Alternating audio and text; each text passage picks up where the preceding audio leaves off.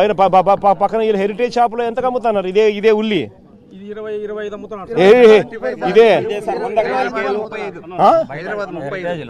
ఇదే హెరిటేజ్ లో ఎంత అమ్ముతున్నారు?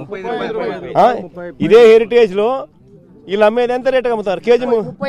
కేజీ 35 రూపాయలకు అమ్ముతారు.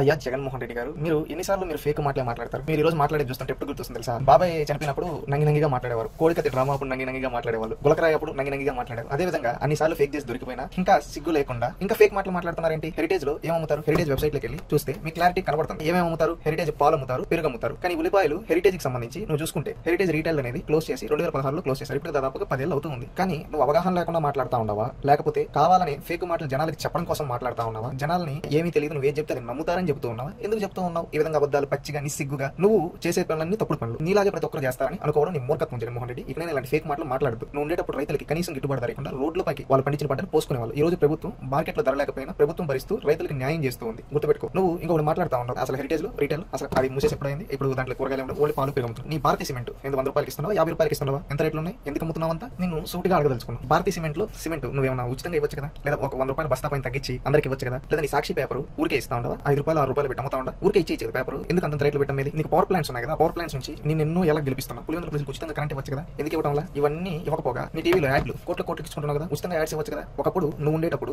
ముఖ్యమంత్రిగా సాక్షి నుంచి గుర్తుందా? సాక్షి నుంచి 100 కోట్ల యాడ్లు ఇచ్చుకున్నావు ప్రభుత్వ డబ్బుతో. ఈ విధంగా ప్రజల డబ్బు బుద్ధి నీది. ఇక్కడైనా ఇలాంటి ఫేక్ బుద్ధులు ఫేక్ మాటలు మాట్లాడడం అది కరెక్ట్ గా రాజకీయాలు చేయడం నేర్చుకో. ఇలాగే పోతూ ఉంటే నిన్ను ఫేక్ జగన్ అంటారు. ఆల్రెడీ సైకో అంటున్నారు, సైకో జగన్ అని. రేపు సైకో ఫేక్ జగన్ అని ప్రజలనే స్థాయికి తెచ్చుకోవద్దని ఉందాతనంగా రాజకీయాలు చేయండి, నిజాలు మాట్లాడండి, నిజాయితీగా రాజకీయాలు చేయండి. అది మీ డిఎన్ఏలో లేదనుకుంటా. ఇలాగే పోతే భవిష్యత్తులో గుండు సున్నా ఇస్తారు ప్రజలు. Please subscribe to Leo news for more videos.